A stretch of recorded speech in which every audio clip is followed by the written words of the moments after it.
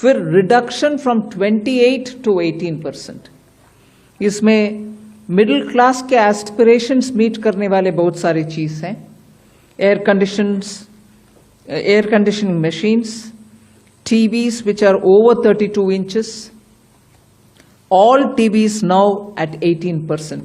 ये I want to underline, all TVs are now at 18%. Dishwashing machines, small cars, motorcycles equal to or less than 350 cc are all now coming to 18.